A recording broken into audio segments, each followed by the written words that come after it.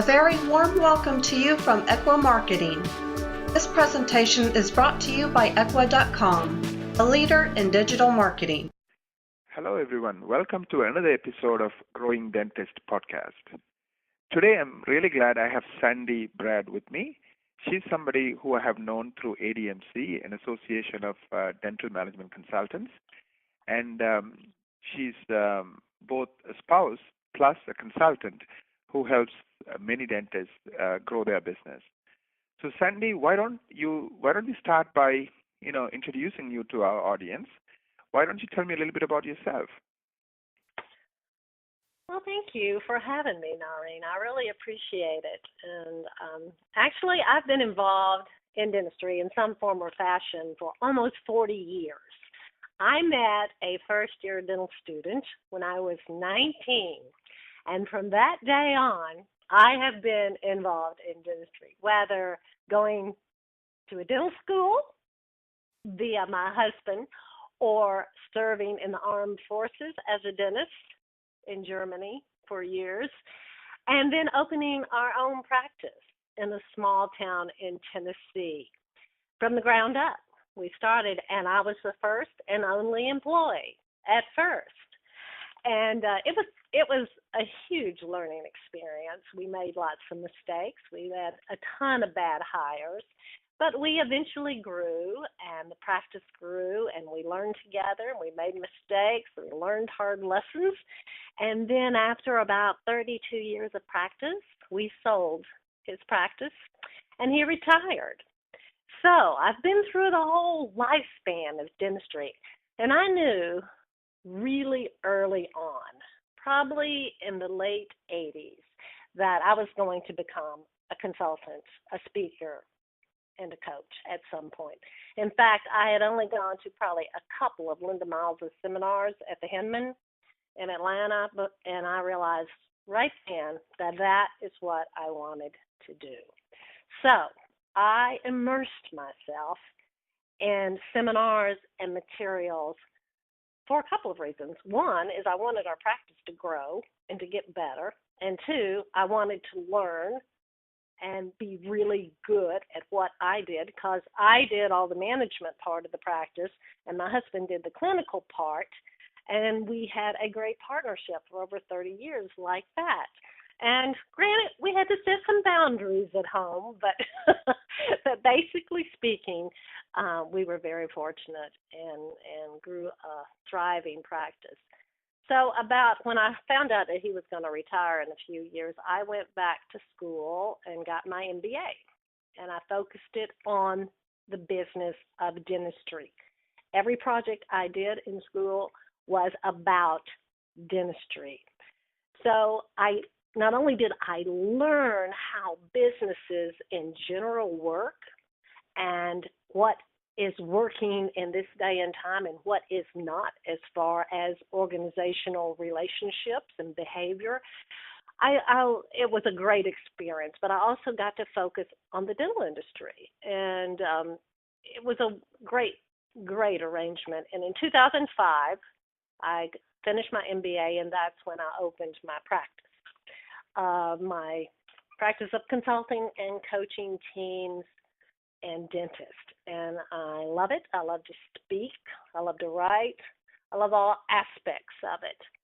And it's challenging. And I see a lot of the mistakes that we made are similar mistakes to other people are making. And, having hung around with dentists for 40-something years, I know what they talk about. And it's not that different.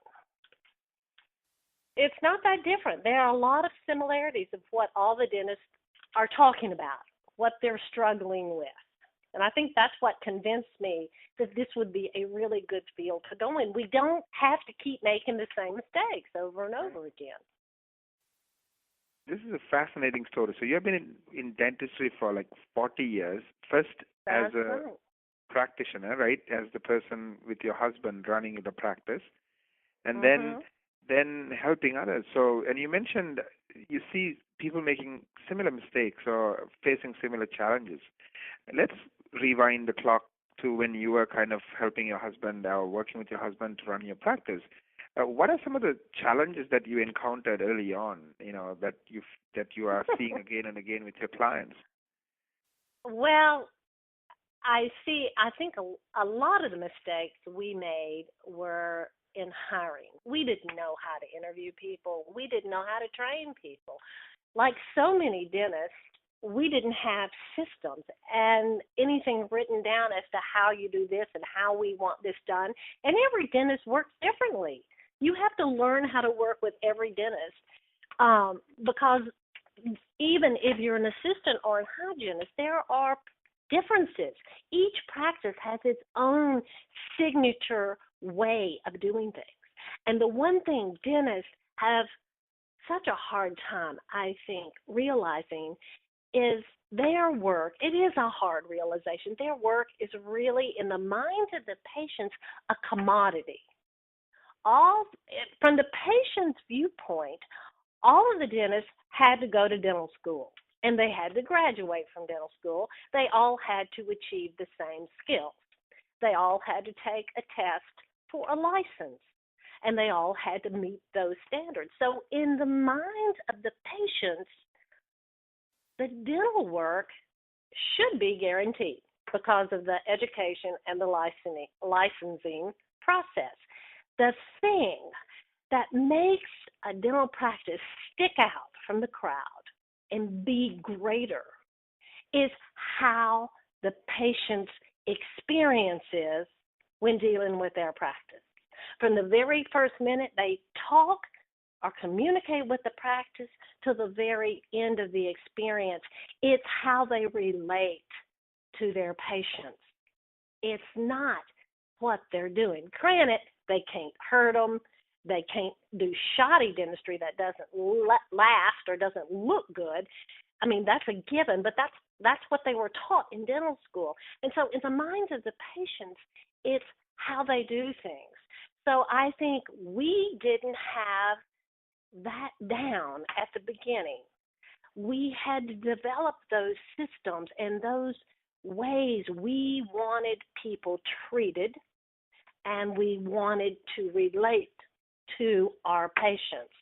Those are the things you want to teach your employees. And if you don't have them organized and systemized so you can teach them to be consistently delivered, you make a lot of mistakes. You lose patients, you lose team members. I know one time we lost a very valuable team member because of another team member that was underperforming. So we ended up with the underperforming employee instead of the high-performing employee. Right. Just because we weren't training properly and we weren't setting expectations for our team members. It's funny, right? They teach you dentistry, but they don't teach you how to run a business. No, they don't. And, they don't. And like you said, as far as the customer is concerned, the dentistry is the commodity, it's the business, it's the experience that's not. That's right. That's the only place a dentist can differ. Right. That's the only place they can be different, is how they relate and communicate and treat their patients and the people who are potential patients. It's very frustrating, I know, for dentists who have gone to a lot of expense and a lot of time to learn the skills of dentistry, and so many dentists love that clinical part of it, and it has to be maddening for them to know that's not what the patient values. Right. It's kind of interesting. I remember reading a book called Purple Cow by Seth Godin, and he talks about the concept of he talks about the concept of being remarkable. In other words, the way he defines it is be somebody that people are willing to remark about, talk about, right? So, and you're right. That's exactly how can right. a patient... You have to be memorable. Yes, yeah. You have to be memorable. And every dentist and their team have a distinct personality. Right. And they have to find their particular personality, and they have to systemize it. In other words, when I go into a practice and we start systemizing things. One of the important things is all of the operational systems have to be geared towards the patient and towards how the patient relates to the practice. And it has to have that particular trait of that particular practice. Like, in other words, this is the way we at Dr. Baird's practice, we treat people this way. We talk to people this way. We answer our phone this way. We go the extra mile this way. You talk about how you can develop that unique personality that your practice should have. Right. It's almost like a unique process, unique set of steps that's so unique to your practice and your way of doing things.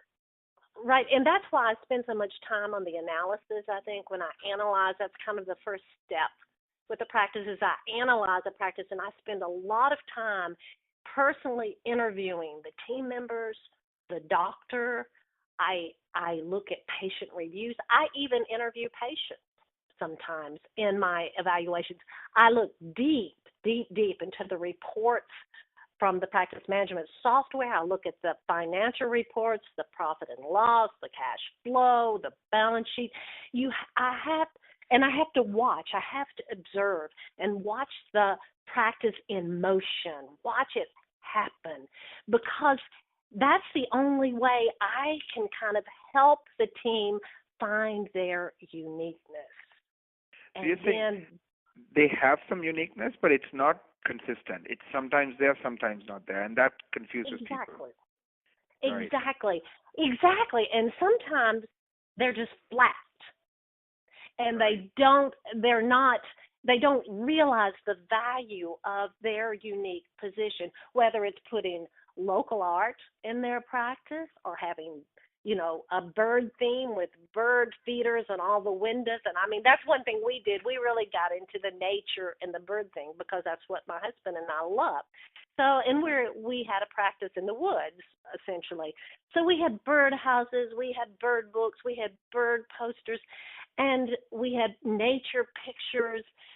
And I think that kind of reflected our unique aspect. But then when we talk to people and interact with people, we do it with a real comfortable, natural, tender, soft way that it won't attract every single human on the practice, but it certainly satisfied and turned some patients into advocate patients. And advocate patients are invaluable, totally invaluable. Right. Let's talk about advocate patients, for example. So what creates advocate patients? I mean, I call them fans, right? They're not customers. They're like fans of a musician, right? What do you think is the secret to having advocate patients? What do you think creates them, or what do you think? It's funny that you ask that, because I'm writing an article I hope to get published specifically on that. There was a wonderful article written by the Harvard Business Review on why people buy. And it's all related to emotions. People buy because of emotions, not because of facts. There is a small percentage of people who buy just on facts. But most people buy emotionally, and there are 10 emotions that customers and patients need to feel in order to become an advocate for your business or your practice. I mean, we were talking about Apple computers earlier. Talk about creating advocates. Wow. Right. They did it in such a remarkable way. But it touched on those 10 feelings, that sense of belonging, that of being in a group, that sense of being treated special, that they felt like in that practice they were queen for the day or king for the day. There are 10 emotions, and I'm anxious to get this article finished and out for publishing, because I think it sends an important message that in order to create an advocate, it's not amazing clinical work. It's touching these feelings that people have, these emotions that we all need in our lives, like belonging in a group, like feeling special, like we're going to somebody that is better than anybody else, or we're buying a product that is better than any other product like this. And that advocate, the key thing about an advocate patient, I think, is first of all, they tell everybody how wonderful you are. Right. They are much more compliant. They will do what you recommend. Come hell or high water, they're going to do it because they truly believe you are looking out for their good. Right. Also, they will forgive mistakes. If you make a mistake a couple of times, they are much more forgiving than those who are not advocates. I remember one advocate we had in our practice. I just loved him. He was great. The thing that made him an advocate was that we always saw him right on time or early for his appointment. And his temperament just needed that type of fulfillment because he was a very busy person, had a very demanding job, and I think he was probably one of our practice's biggest advocates. He brought so many patients to our practice, and he was just an A-plus patient. But I know he says that's the thing that did it. There was more that did it, but to have somebody or a small percentage of people like that is what you really are trying to achieve, because everything else follows if you're able to create those advocates. Right. And the funny thing is, it's also fun treating them, right? Because they love you and you love them. So it's like a awesome relationship. You look forward to seeing them. Absolutely. It is so much more fun. And they're healthier because they're willing to do what needs to be done. Right. Right. Very, very interesting. That's amazing. Talking about team members, I know you said in one of your earlier remarks that hiring is where it starts, right? Can you talk more about that? Give me some color. Give me some examples. What do you mean by everything starts with hiring? Well, it does. First of all, I think it's important to remember you want to hire in a dental office. You want to hire a person you like, that has a personality you like. Because a lot of times you will be teaching them your way of doing things. They may come with some prior knowledge, which is helpful.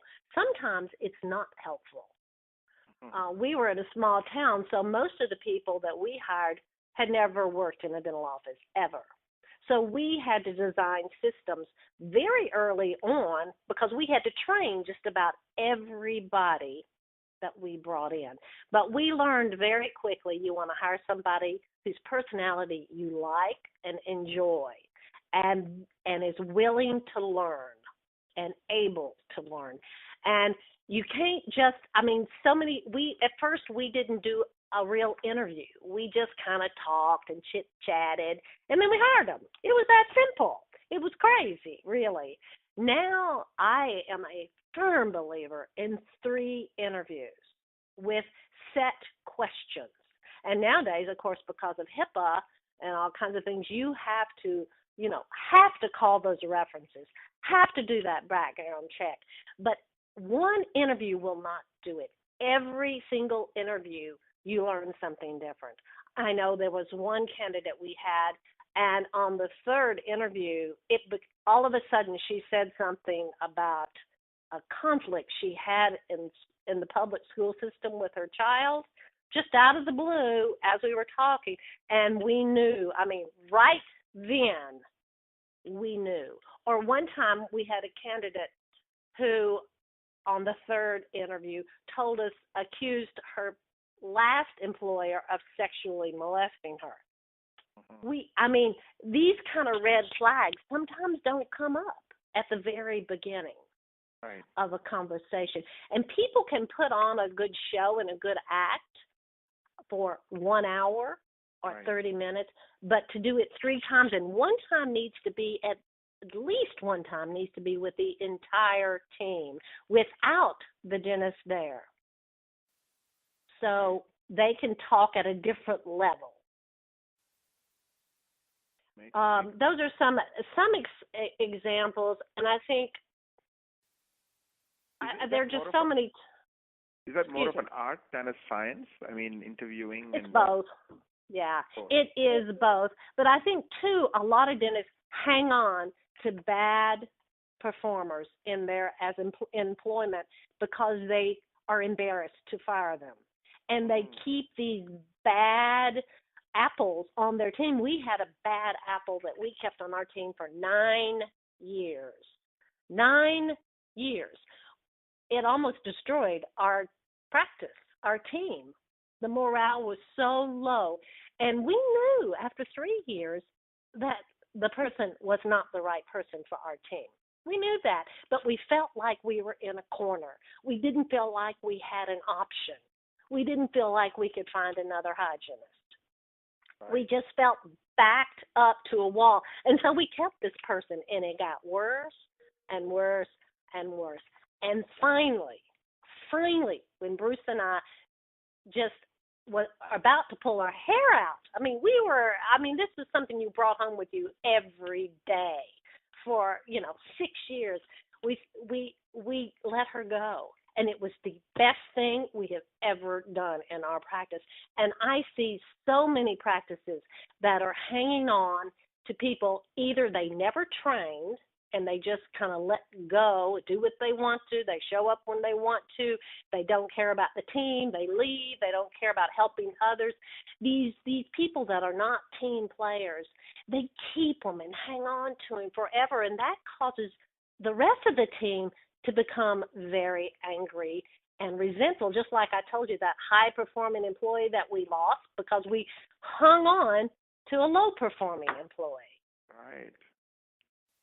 So I think, training those team members to assist the dentist, to contribute ideas, to see the big picture so they can be more help than a burden. I know a lot of dentists look at their employees as a burden, but it doesn't have to be like that. If you work on developing self-managed teams where your team members are empowered, they feel like they make a difference. They know how what they do every day affects the practice, how it affects the practice, how it affects the patients, how it all works together. They have great ideas, and they're on the front lines. They get information from patients and people they meet on the street and their friends that the dentist will never, ever get. Right. I was going to ask you, you talked about bad apples, and, sometimes a lot of people keep bad apples and they don't, pull the trigger. Like, first of all, typically, are there any characteristics of a bad apple? Like, I guess we all know it, right? In our gut, we know this is not working out. Yeah, and they don't show up on time. They're not there when the rest of the team is there. So they don't care. They feel empowered to come whenever they want to. They leave in the middle of the day if they don't have a patient. They don't care. They don't have a patient. They're not going to help anyone else. They run out of the office at the end of the day. They don't participate in the meetings or don't even show for the meetings. If you have a special event like an open house or a Halloween party for your patients, they don't show up. They're not team players. And they belittle others. They feel like they're smarter or better than the other team members, or they're divisive. They try to take a couple of the team members and vet them against another team member. There's so many characteristics to a bad apple. They don't respond to criticism well. If you try to improve them or change their behavior or encourage them to increase their performance and do different skills, and they criticize it They don't do it. They say they're going to do it, but they don't do it, or they just pretend they do it. There's so many characteristics of a bad apple. You hire a lot of people. I bet you know some characteristics of a bad apple. Yeah, I mean, I have 182 people. Yeah, it's kind of interesting because I have such a large team. I kind of find roles for people. So usually I find we all have unique strengths. I find I know it might be tricky in a 5-person dental office, but It is. with us, Yeah, it's a little harder. Right. And everybody does have their strengths, and I respect every human, but I think there are some people who perform better in a setting that's perhaps not healthcare related, or not as small, it's such a microscope, or that doesn't deal directly with anxious and scared people, or doesn't perform well, in an environment where they can't text their family every 5 minutes or 10 minutes. I mean, people who work in a dental office, they can't, be on their cell phones all day long. Right. And how can you serve your patients if you're on your cell phone all the time? It can't work. So people with those type of needs will find a perfect fit in another industry. Oh, absolutely. So it's, you don't find bad apples on every team at all. There's some teams, I certainly don't try to find bad apples, but after working with the team for a couple of years, it can become obvious to everybody, that things aren't moving forward because of a certain particular bad apple. Mhm. Yeah, absolutely. I mean, it's a tough topic, because it's very emotional too, right? Sometimes you feel loyal and you feel guilty and all those things. That's right. So, and when you hire them, they become like your family. I know, I did it. It's like hiring a family member.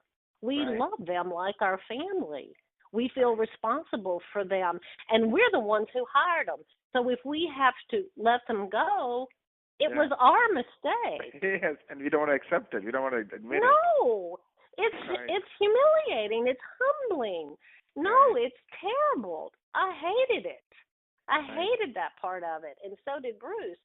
But we learned after that 9-year thing, you just have to do it sometimes. You just have to do it. Because the casualties along the way, right, in those 9 years. Oh, are much worse. Right. Much worse. Patients, after we let that person go, patients come up and thank us. They would never say anything before. The team members thanked us. Right. I mean, but nobody would ever say anything before. And these are the kind of things that somebody from the outside, like a consultant or something, can see quicker, sooner, because they are on the outside. You don't have to worry about hurting their feelings or, having your confidentiality breached. Right. So that's the value of having someone come from the outside inside. Absolutely. Tell me a little bit about your worst and your best experiences, as a consultant. Like, in other words, when you went in like this, you couldn't believe it was this bad, and then, what were the challenges you saw? And, some of the people you felt were doing an amazing job, like either before or after you got involved.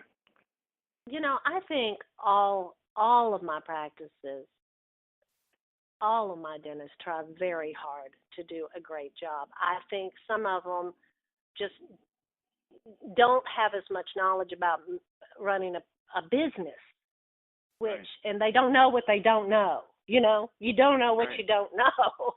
And so they can't reach their potential because they don't know what they don't know.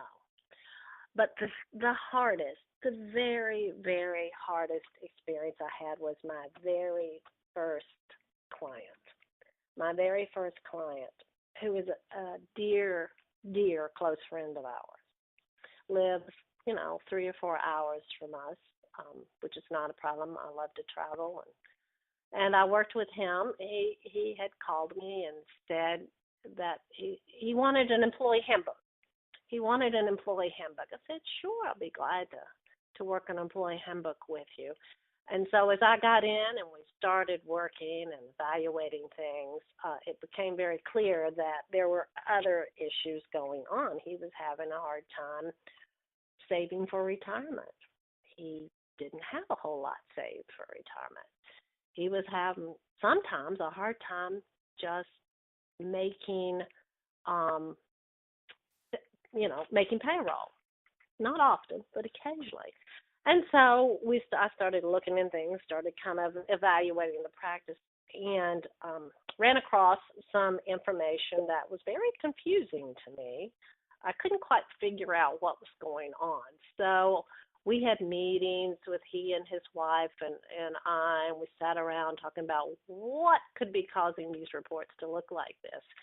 And it took about 3 months before one night, in the middle of the night, out of the blue, I woke up and knew that he was being embezzled. He was what? And being embezzled. Oh. And this was the sweetest, nicest human that I have ever known walk this planet. This dentist was. And he had 2 employees that had been with him for over, 15 years? And so I sat down and talked to he and his wife about it. And at first, of course, there's no way that could be true. That's not happening. That's not happening. So I spoke with accountants and spoke with him. We went back and forth, and pretty soon it became very clear to everybody, you couldn't deny it, that that's probably what was going on. And so and he didn't want to fire her. He did not want to. He definitely did not want to prosecute her, and he didn't want to fire her. And at that point, I had uncovered about $500,000 probably that had been taken over the years. And I think it was a lot more than that. And so he wanted to move her to a different role where she didn't deal with money. So this was hard. But finally, we actually met with the person on his team, and she confessed. And she begged for him not to fire her. But thankfully, he did. It was very hard for him, Barry. This was a very painful process because, they're like family. You go to their weddings. He was their child's godfather. They go to church together. It's just everything. It could not be really true, but it was. And I think that, and I've seen embezzlement since then. And I speak on embezzlement because that experience was so devastating for him and for me, both. Because I was naive. It took me 3 months to figure out what was going on. And I thought, what in the world? So now, actually, I'm studying to be certified as a fraud investigator. So this has become a passion for me, but that was for sure my most difficult one, just because I knew the person. Sandy, tell me a little bit about, teams you have worked with or dental practices you have worked with, and especially on the topic of self-managed team. What is a self-managed team, and kind of tell me more. I really love to learn more about that. Self-managed team is a concept that's been around since about the 1960s, 1970s. It's the next evolution of business structures. And I became aware of it and was taught about it and how successful it was when I was in business school.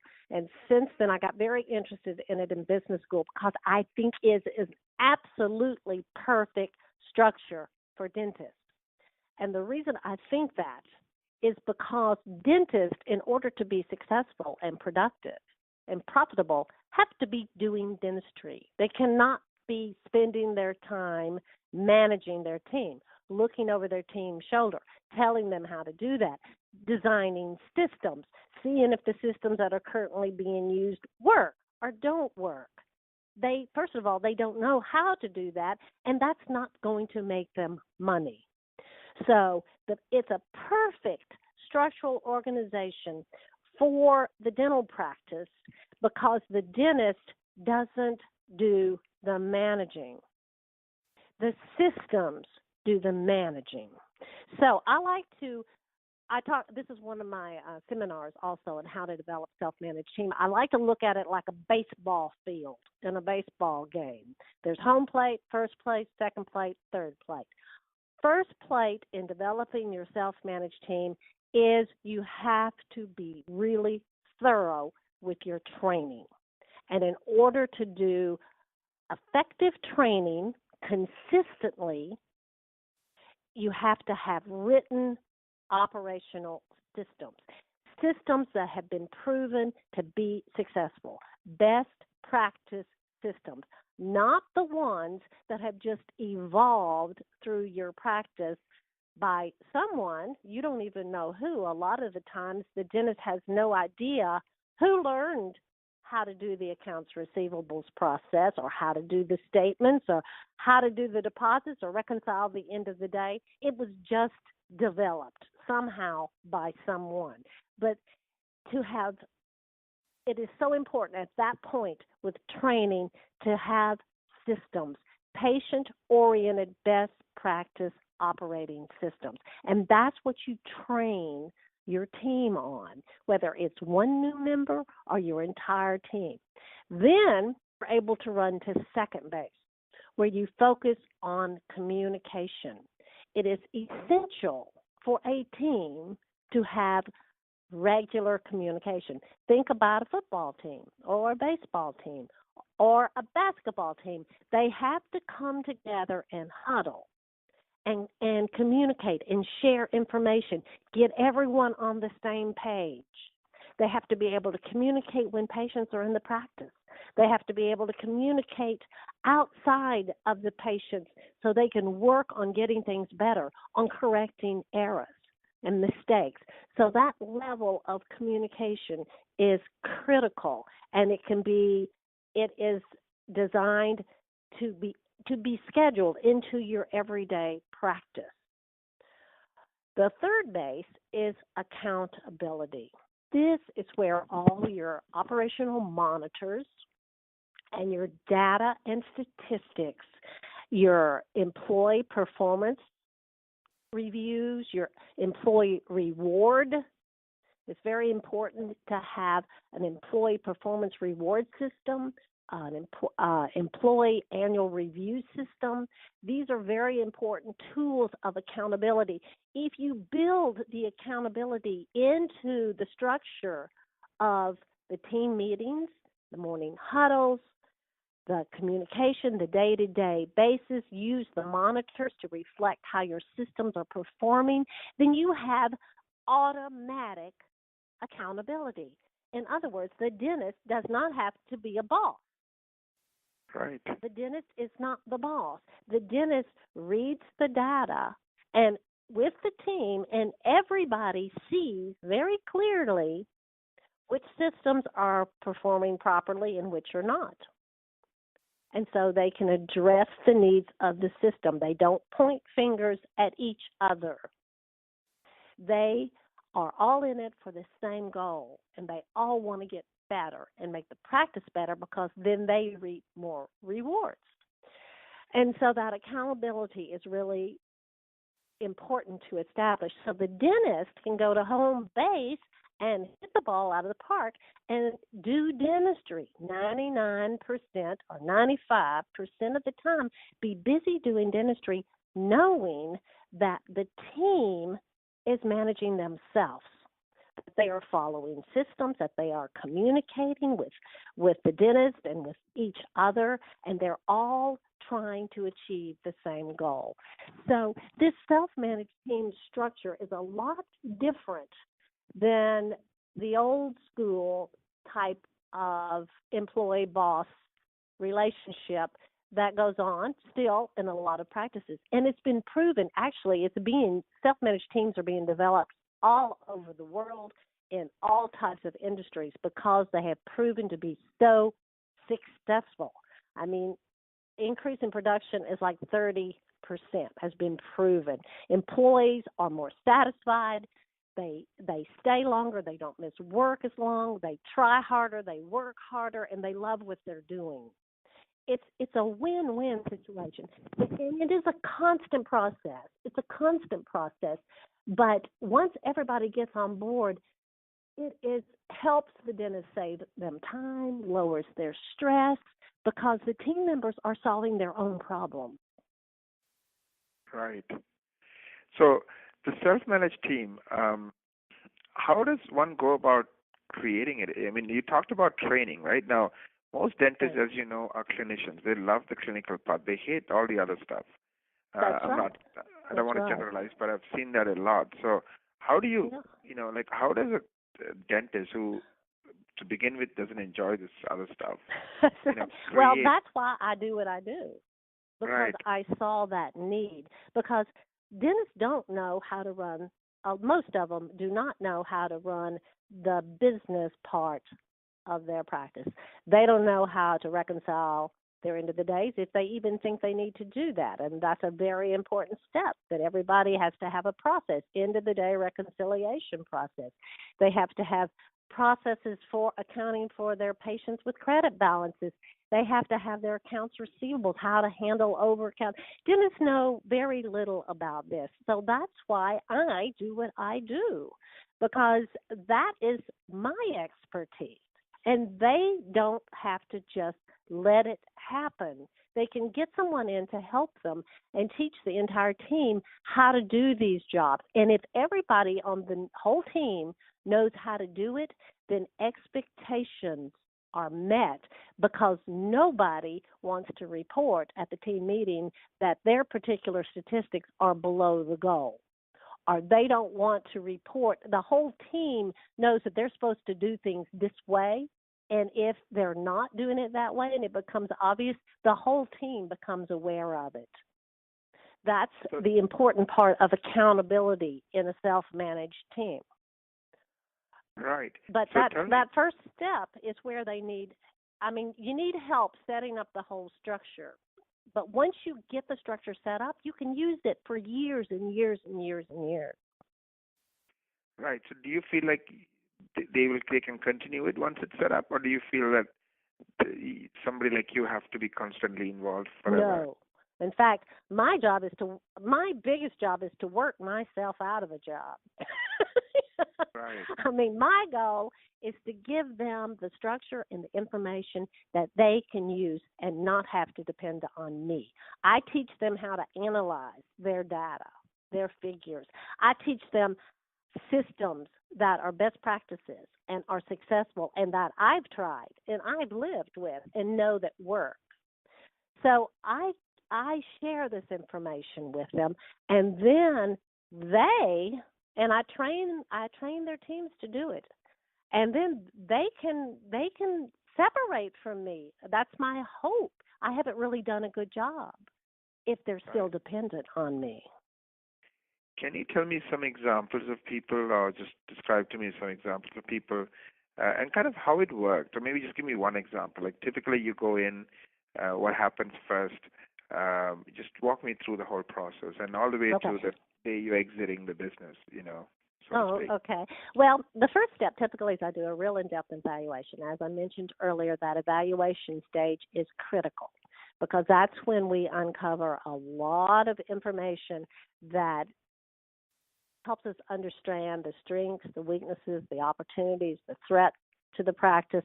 Also, it helps us understand, we uncover the goals, so we know what goals the dentist wants for his or her practice. We understand the barriers that are in place that need to be minimized or removed. So that evaluation stage is critical. From that evaluation stage, and when I do that, I usually come on site for a couple of days. I interview all the team members. I interview the dentist in depth. I look at all the reports and the data I observe. I look at all the financials, and I look at patient reviews so I can get a 360-degree view of the practice. And from that information, I come up with some recommendations, and I come up with a plan.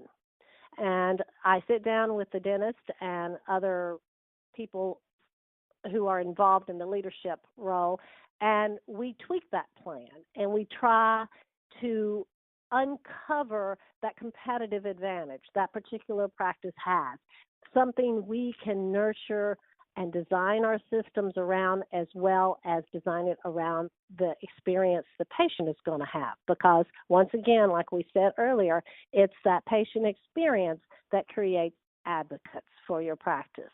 And patients who are healthier and they come regularly and they accept your treatment and they understand when mistakes happen. So that you kind of uncover all of that. Then you design this game plan. Get this game plan together. And so the dentist and I come up with this game plan from all the data and all the recommendations. And the second stage, now that's called the analyze stage. The second stage is the systemize stage. And that's where we go in and we establish meaningful practice measurements. We pull out all the measurements that will help reflect how each operational system is performing in the practice. We get those together so we can study them every month as a team and share them as a team and have the person who is most closely related to those duties report it at a team meeting so they take responsibility for it. We also set team goals. We establish team rewards. We clarify. At that point, we start clarifying through various systems what expectations the practice and the doctor have for performance from their team members, as well as behavior. Because that behavior, that communication level, that relationship with their patient is what ultimately matters. So the dentist we will establish some of those expectations and make sure they're very clear so the whole team understands what's expected of them. And this can be done through an employee handbook. If that's the primary source. 10 team commitments. I really like to design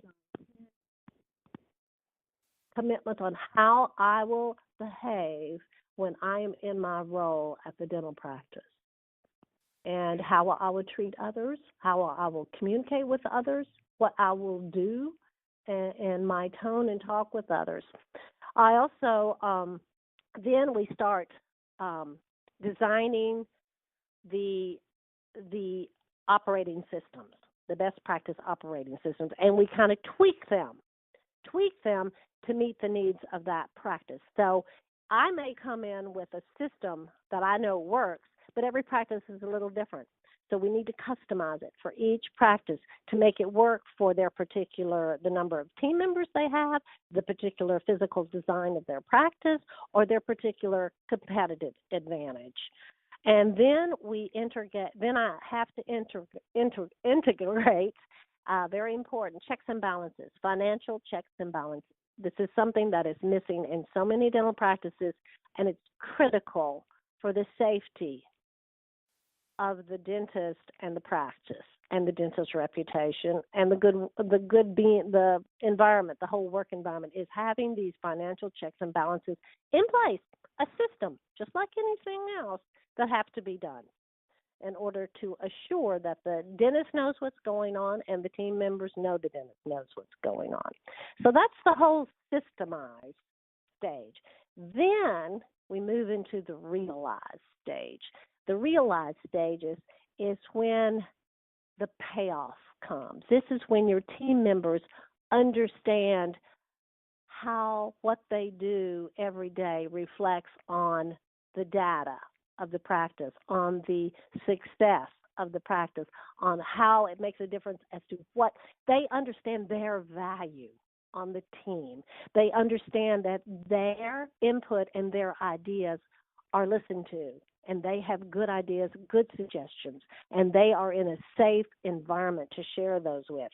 Then you start realizing the value of working on a team or a team-minded group of people and how much easier and less stressful and more productive work is. And, of course, then you realize all the benefits of best practice systemization. You start creating advocate patients. You start having more patients. Your practice is growing. Your treatment plan acceptance is growing. Your reputation is getting better. Your income increases. And your sense of pride and joy in what you do. Dentistry can be a very easy burnout if you don't find day-to-day joy and satisfaction in what you're doing. If you come home frustrated, angry, and just don't understand why things can't go right, that is going to lead quicker to burnout. Instead of coming home with a sense of pride, boy, today was really a good day. You know, I helped a lot of people. We have a lot of friends in our practice. I feel really good. Our patients have said some nice things about us today. So that's where you start realizing the benefits of what you've done up to that point. And if you continue doing it, then you should be able to continue to realize those benefits. Makes a ton of sense. If somebody wants to learn more about you, I know you have a website. Can you give us more information, Sandy? Well, yeah, I do. I have a website, bairdconcepts.com. But I would love to talk to anyone, too. And you can call me at 877-511-4759, or you can email at sbaird@bairdconcepts. But my website has a page for practice management, a page for speaking, and just kind of a page about me and my background. And so it's just general information, but I would love a phone call because even if we never were together, just talking with dentists about the challenges they face and the burdens that they carry, because I know I lived with a dentist, I slept with a dentist, I know the burdens of owning a practice, being the sole provider for that practice, having to support the salaries of 8 other people. It's a huge responsibility, and it can be, and to share that with somebody who understands what's going on, I would love to just do that. I would love to do that, if nothing else. So I encourage everybody to go to the website or just call me. What's your phone number again? I know your website is Baird, which is BAIRD Concepts, CONCEPTS.com, correct? That's correct. Thank you, Naren. That is correct. And I will repeat that phone number, 877-511-4759. Thank you, Sandy, for sharing your knowledge and experience of 40 years, obviously as a consultant and prior to that as a manager/spouse. So that's wonderful. I think, unfortunately, in life, we all learn by making mistakes. So I guess you made your share of mistakes and, yes, learn from it. And now you're trying to help others, hopefully not make as many mistakes as you did.